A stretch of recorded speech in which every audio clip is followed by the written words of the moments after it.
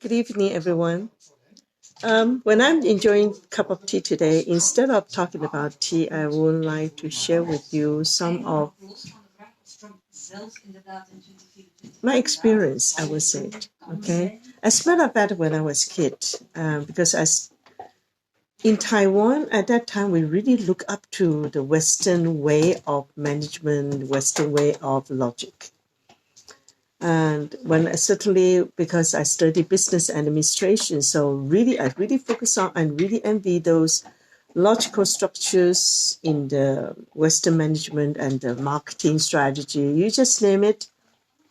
And we have to learn Chinese, and we have to learn classical Chinese. For me, it's just okay. It's very, very difficult to learn. Why? Because all this classical Chinese, we have to have another book to explain the old text to us. So at that time, I just consider it as a course I have to pass in order to get my diploma without knowing its true value.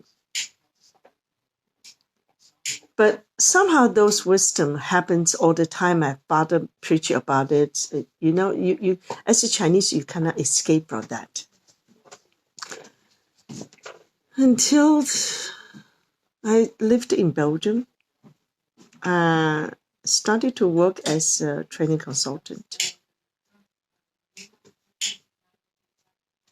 When I was recruited by the Australian training organization, it's called Effective Negotiation Associations, Network Association, ENS.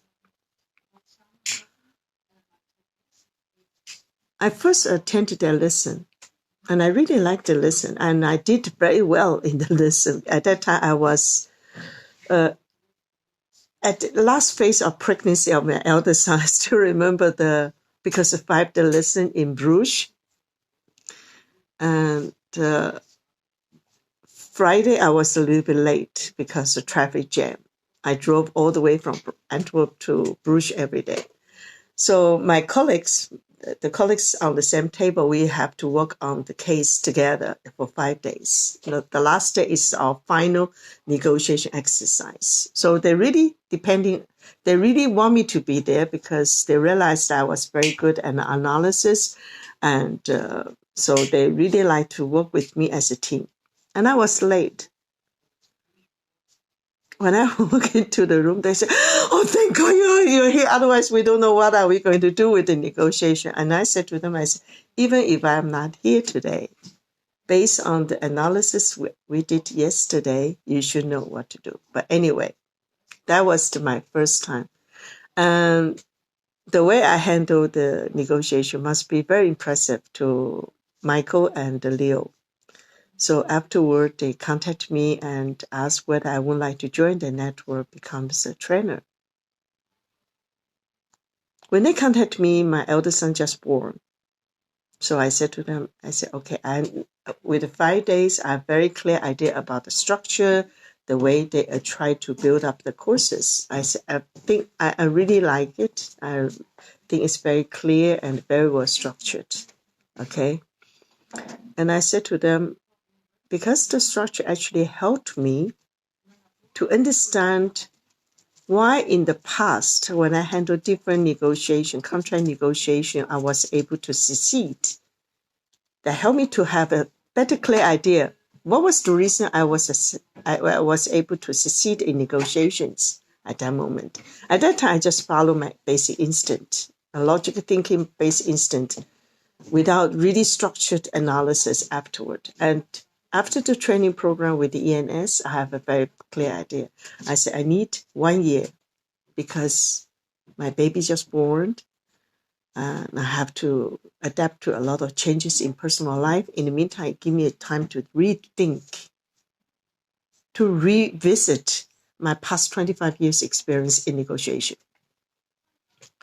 So 1 year later, Michael contacted me, Meilan, how about joining our network?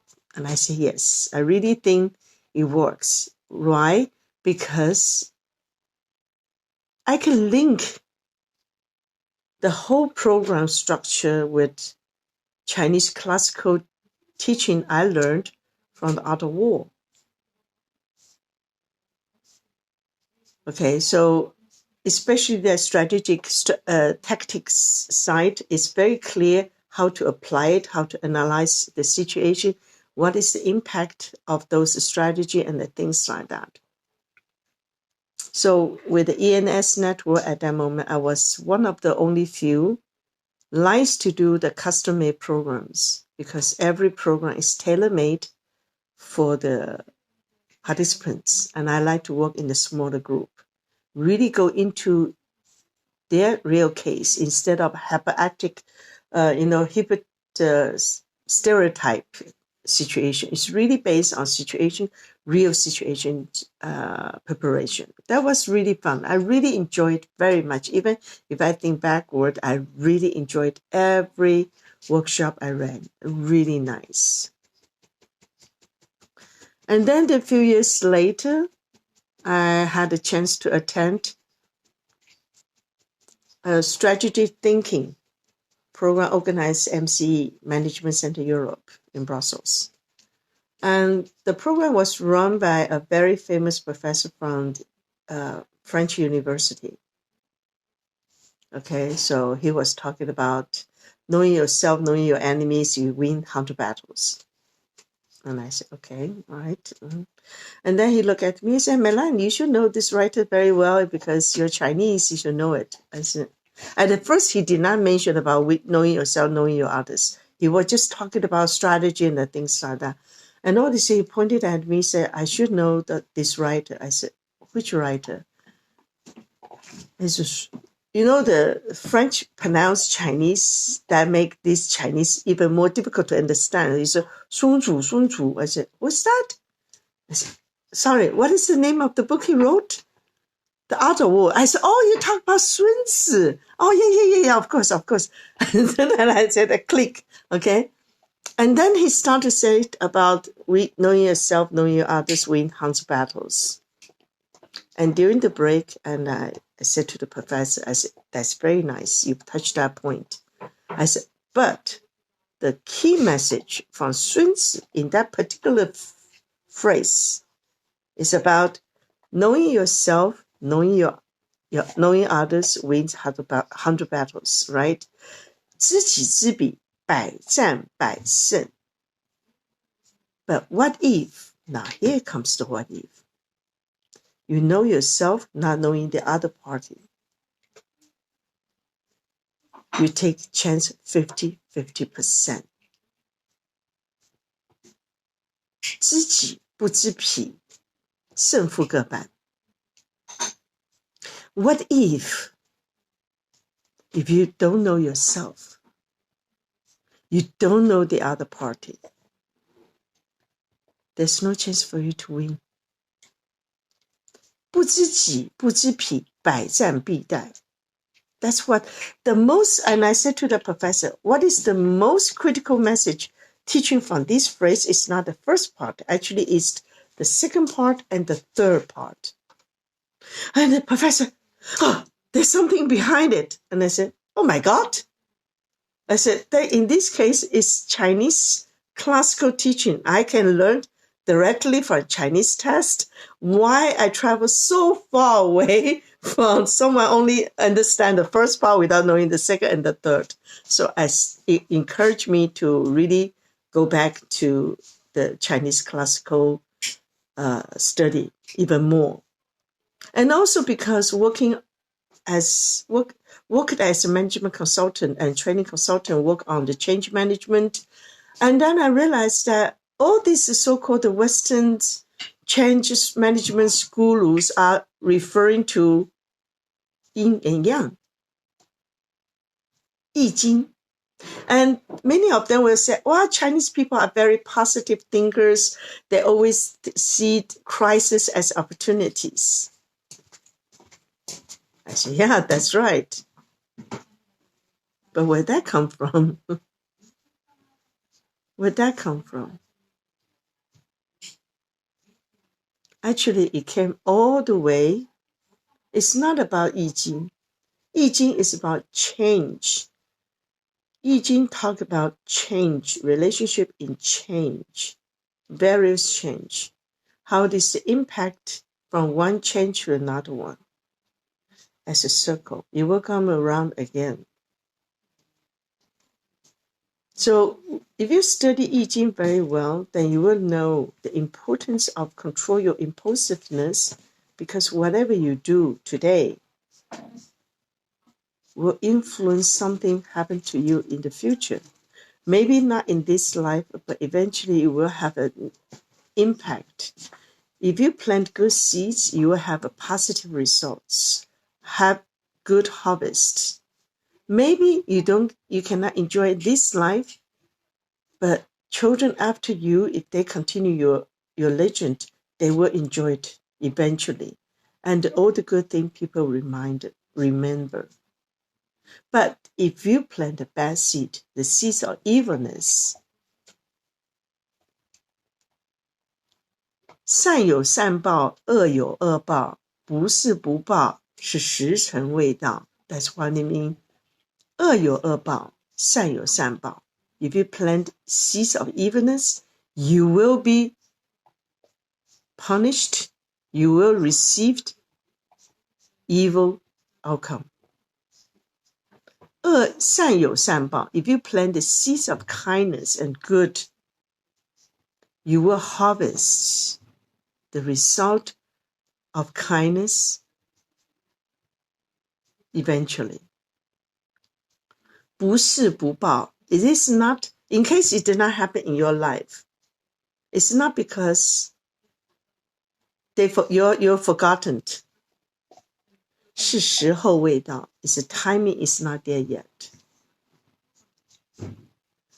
So if we think about the whole concept, is that life is a circle, just like yin and yang, from the two contrast energy, yin, yang, right? But these two need each other. Even though so different, they can, just like if you have a magnet, the same size cannot connect it. They will resisting each other, right? But once you put the accept, they will click together, right? But yin and yang relationship actually is because they are so different, so they constantly try to testing and try to feel the difference and see how do they stimulate to each other.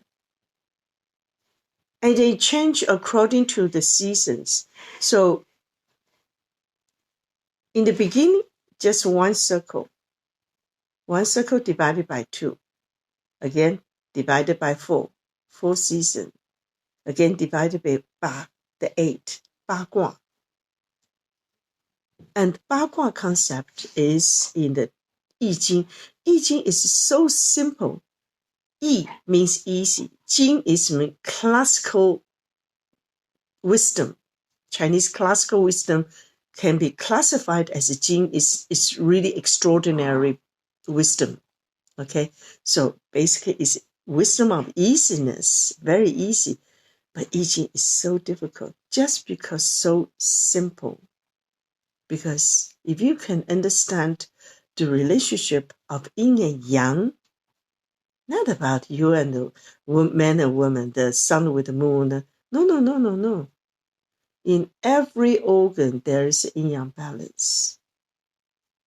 So if you can try to understand how to find the balance in you, you will have a good health. Let me put it this way.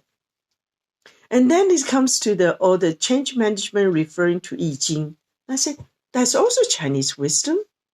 And we have a lot of extraordinary books, publications after I Ching based on that. So extensions and Even the Confucius was influenced by the I Ching. So Confucius, as a great teacher, he said, how can I help people to understand these complex wisdoms based on 2 contrast energy? So he designed Yin Yang today. But in the yin yang today, you see only black and white. You see contrast. You see the solid line. But the whole concept in the yin and yang is there is no border and you cannot see it, but you know its existence. So that encouraged me to say, okay, I'll have to go back to study my own cultures there. So that was from the change management. Then comes to the team building, right? In the negotiation, we also emphasize team building. So in the team building, when we talk about the ISO, the company going through the ISO standard and the things like that, and I realized that it's all based on Confucius structure, the governmental structures concept, and also the Confucius teaching, based on Confucius teaching. And I said, why I traveled so far to realize that? So all is certain since 1990, I would say 1993 onward, I start to pay more attention how to match the Western teachings and the Chinese philosophy in one. And then I found actually there's a lot of things we try to illustrate too much in the West that lost the intuitive understanding from the East. Okay, so that's the reason why today I read I'm sorry that is, I think he's Indian, so his name I have a problem to pronounce it very well. He mentioned about he's interested in I Ching, but he has a book of I Ching, but he using the throwing coins to tell the fortunes. And I reply, I say I Ching is more than fortune telling, but it is, of course, if you can understand that very well. And there's a lot of mythologists. The practice still today, it works. For example, if you throw the coins, like going to the Chinese Buddhist temple and you pray, and then you see people throwing on the ground. That's praying. And they will put two objects, and say, okay, pray and throw on the ground. They have to do 3 times. You have to do 3 times. And then we'll see, okay, how did they flip? How did they flip? And that will tell you yes or no. You get yes or no answer. But I think in life, instead of throwing coins, it is better managed every process consciously yourself. Because we made mistake the moment we were born already. So how to consciously to purify ourselves in this life before it's too late is our tasks, right? So that's the reason why I have to thanks to all the Western's management consultants and gurus, because of you encourage me to deepen the learning in Chinese classical teachings further. Because he also mentioned about he want to download I Ching, I think, but somehow it comes together with the bundles of the Art of War, and he said, well, because of that, he doesn't want to do it. A lot of people think the Art of War is about strategy of winning. It's a military strategy. As a matter of fact, if you really understand the Art of War, you will understand actually it's about how difficult it is to build and sustain peace. So what I will do is I read the first chapter, the first part. What did he say? The strategy of the beginning, the first step you have to understand. I first read that in Chinese. 兵者，国之大事，死生之地，存亡之道。Military is a very important issues for the national security. It will influence the matter of death and life. It will influence the path of survival or death. 不可不察也. That's the reason why you have to pay attention to it. 故今之武士，孝之以计，而索其情。That reason why there are several things we have to pay attention to. He mentioned about 5.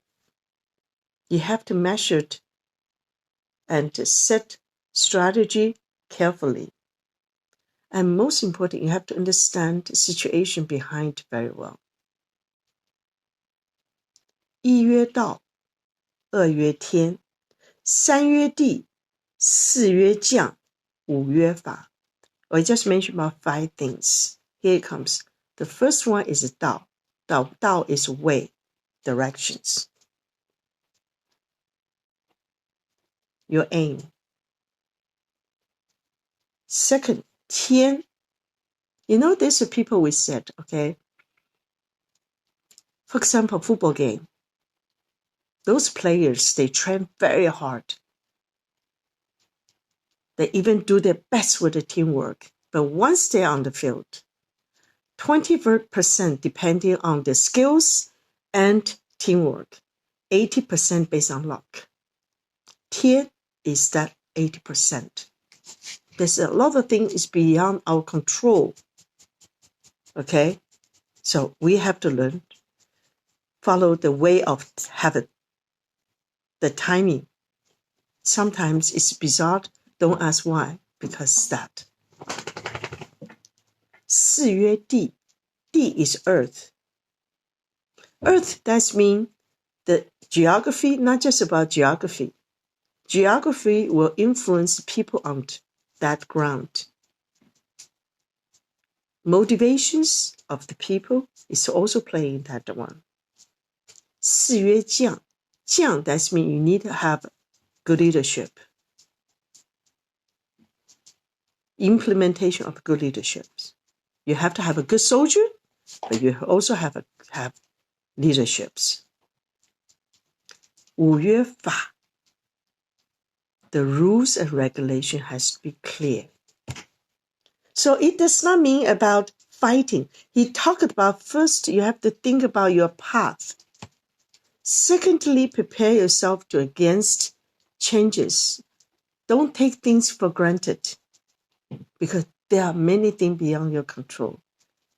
Thirdly, try to understand how people could be divided, motivated differently because of geographical differences. Fourth, you must have a good soldiers, good generals, soldiers who are talented, capable, and able to act wisely as well, correctly. Last is you have to have boundaries of laws. That's what the 5 things he was talking about. He did not start about how you can win first. Because if you really study the art of war thoroughly, then you will understand. At the end, he mentioned the highest strategy of war is how to avoid conflicts. How to build a sustained peace. That is the highest strategy. But it's not a strategy how to win the battles, calculation, No. The aim, the highest, the most challenged strategy will be sustained peace. So what I want to say is Chinese classical reading, if you really want to learn Chinese philosophies, you really want to deepen learning Chinese wisdoms, my suggestions will be try to study classical Chinese.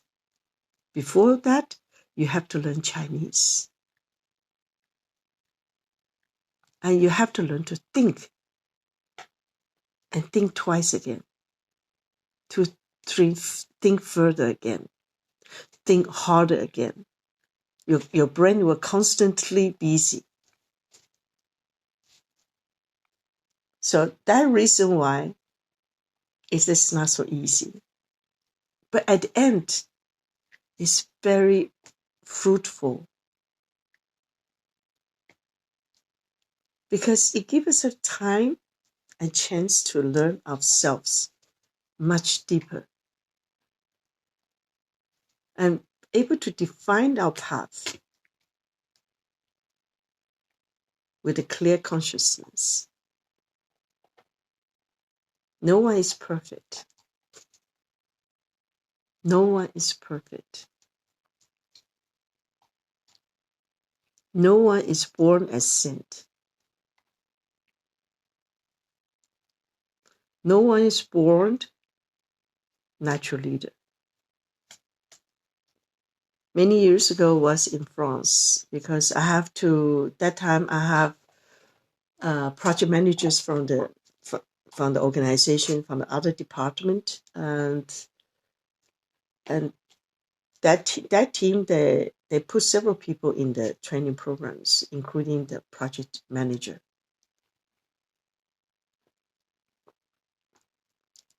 It is my way of working before I really start to deliver the training program, because of each program is also individual coaching. Each person will receive coaching as well. So this project manager said to me, he does not believe everyone know how to negotiate. He does not believe everyone can become a good negotiator.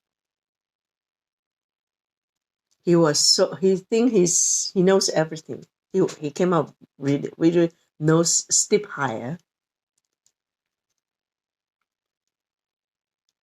Unfortunately, one of his team members stayed in the same hotel with me. So next, for example, every day they have homework. I'm not a very kind trainer. Every day I will give them homework to do, especially the last 3 days. And I remember that is the 4 days we're going to practice different strategy. The third day and the fourth day were practicing different strategy. And definitely the Wednesday evening I gave them assignment is next day they have to choose one strategy they feel most discomfort. They have to try it out. So this young guy asked me, I said, well, did you do a study? Yes. I said, well, which one you choose? He said, do you really think the silent tactics is bad? I said, why don't you try it yourself? I have to be fair. Even though we stay in the same hotel, I cannot give them too much private coaching there. I said, why don't you try it yourself? And he asked me how to do it. And I said, well, what do you think you should do? Okay. So eventually I gave him a little bit tip how to do it. And he did it. He was negotiated with his manager at that moment. He really put his manager in a very difficult situation. The manager does not know how to deal with that situation. He was very angry. So afterward, the manager said, he was panic when he said, what kind of strategy you use? This guy said, well, I used the silent tactics in the strategy. And I said, how do you feel? I asked the manager how to see it. He said he was panic. He was panicking. So he started to give consensus all the time. And then I started to explain how to use silent tactics.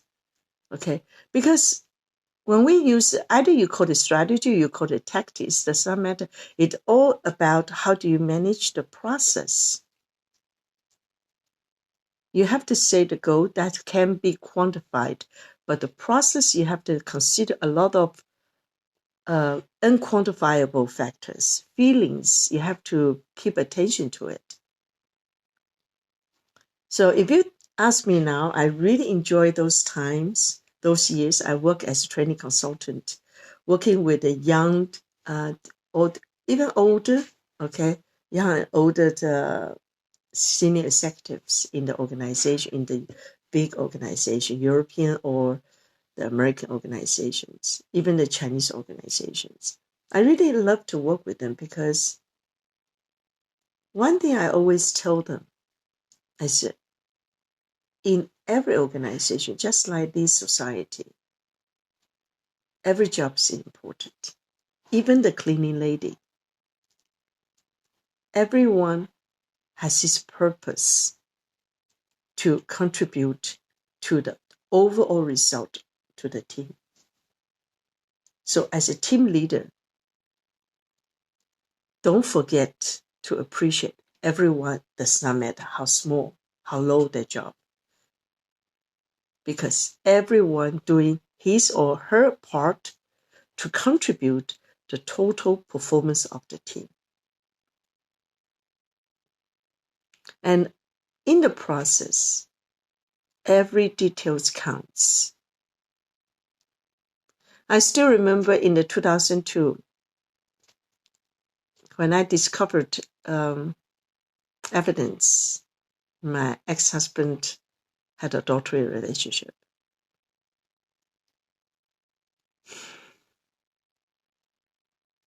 By accident, I discovered the letter, the documents he hid in his suitcase. Actually, as a matter of fact, he has talked with the lawyers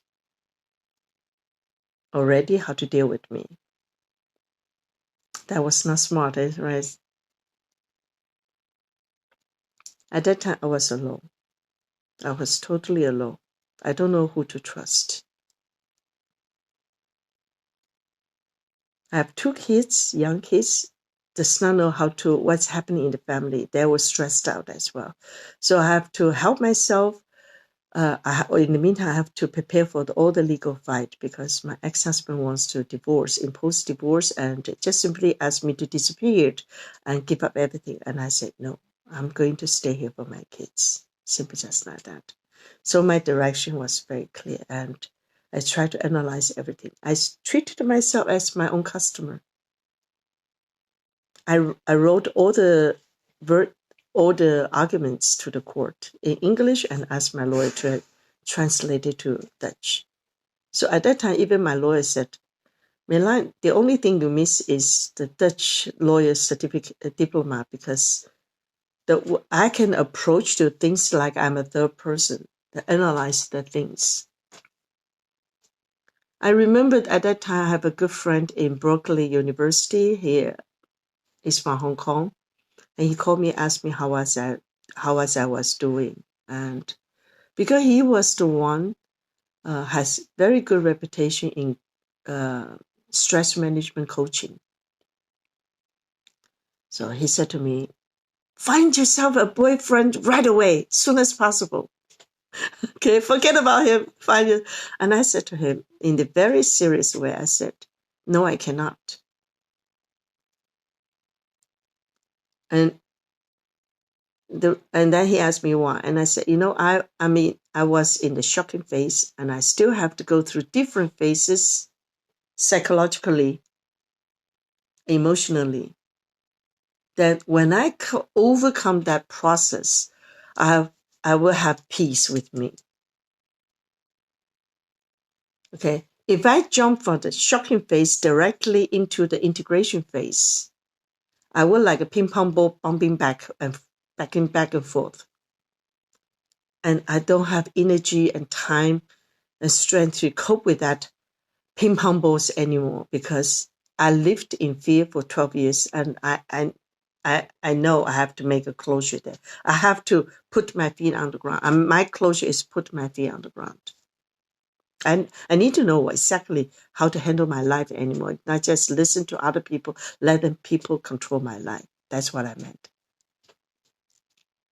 And the professor was very silent on the phone. He said, you're right. But Melan, then you have to prepare yourself that you will go through very painful change process. I said, I know. I said, but that is the only way I will get out from this situation without any regret. I was so grateful at that time, because even though my father was already gone for a long time, but I was talking with my dad every day. Every time I prepare things, I just in my mind, I was communicating with my dad. Every decision I made, I will consult with my dad. Was my dad a perfect man? No, I don't think so. I don't think so. But my dad is the one trying to be straight. And he lived based on the moral standard. That's how he received his reputations.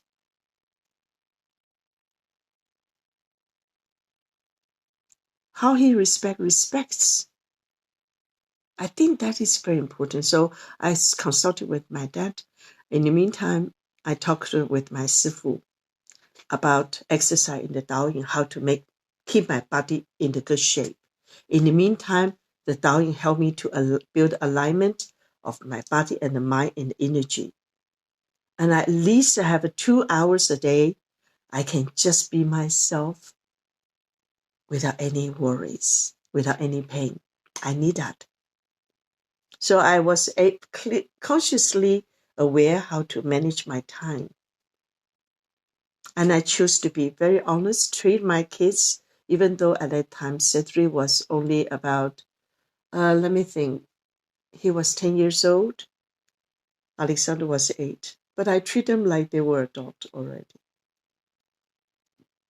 Because these 2 boys, unfortunately, are forced into the situation they have to learn to face it as early as possible. Unfortunately, I wouldn't like to give them a complete home. That's the reason I fought against divorce. But I knew if I failed, they have to be able to grow up to become reasonable, responsible men to manage their own life. So all these things based on the teaching of the Confucius teachings and also the Chinese classical teaching as well. That's the reason why nowadays when people referring to the Dao De Jing, I always like to first read the Chinese text, get my inspiration from the Chinese text, okay? And then we figured out, because there's a lot of English translations, and every writers wrote down what he or she understood from the text or reading from the other translations. But since I'm Chinese, I could read directly from the original text. And also my upbringing, I studied classical Chinese. So it helped me to understand the classical Chinese writing a lot easier than the younger generations today. So all these hard works paid off, right?